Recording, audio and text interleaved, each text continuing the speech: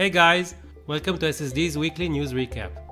In this weekly update, we'll touch up on some of the latest trends and news in the cybersecurity world. In this edition, we'll talk about Google Project Zero, Libgcrypt, how NoxPlayer was used to inject malware into game assistant, and of course, we can't go without speaking about North Korean-backed hacker group targeting security researchers and threatening the community.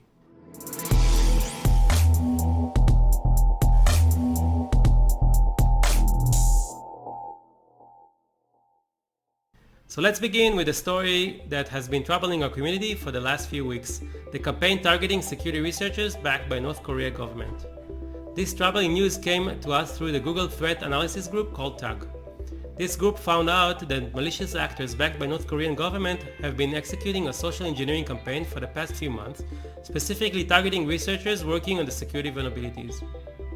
These malicious actors did this by establishing a research blog and multiple Twitter profiles. They use these profiles to interact with security researchers by posting links to their blog that contain write-ups and analysis of vulnerabilities that have been publicly disclosed. The attackers would offer researchers to collaborate on vulnerability research and then provide the researchers with a Visual Studio project. The source code within that project would also hold an additional DLL that would start communicating with the attacker and compromise the researcher's computer.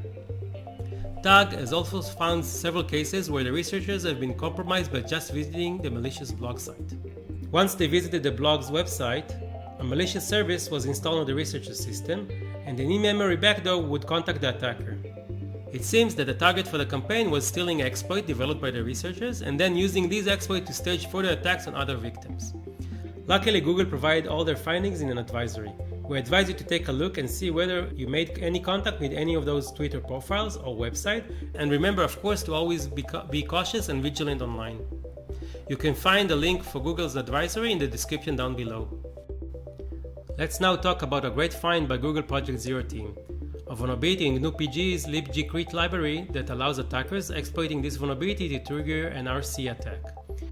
Libgcrypt library is an open source cryptographic toolkit that can encrypt, decrypt, and sign data and communication. The flaw allowing the vulnerability was found in version 1.9 that was released on January 19th and was spotted on January 28th by Travis Ormandy of Project Zero. Travis found out that an RCE can be easily triggered by simply sending the victim a block of specially crafted data for him to decrypt and tricking Libgcrypt library into running an embedded shell code.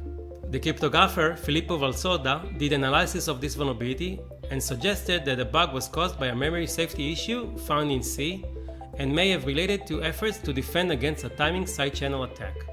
So if you're using Libgcrypt version 1.9.0, we urge you to upgrade to the latest version and avoid becoming a victim of this attack. Finally, last month, security researchers from ESET found a highly targeted supply chain attack in an Android app emulator NoxPlayer, developed by the Hong Kong-based company Big Nox. While NoxPlayer is used by gamers from all around the world, on both Windows and macOS, this attack seemed to have been specifically targeting Asian gamers. The attackers in this case used at least 3 malware strains to carry out their malicious plan. The attack payloads included an unknown malware with monitoring capabilities, Ghost remote access Trojan, and Poison Ivy rat that was added as a second payload from the attacker's infrastructure. The attackers delivered these malwares by compromising Big Nox storage infrastructure. This attack is a little bit confusing at the moment because the attackers seem to have targeted only a few users in Asia. Both EST and Big Nox still do not know what was the purpose of this attack and why it was so specific to targeting only gamers. Since details for this are still being investigated, we'll have to wait and see if there are any new developments explaining this attack. That's it for now. More details about what we just mentioned can be found in the description down below. Don't forget to follow us on other channels to keep up with the latest news and advisories.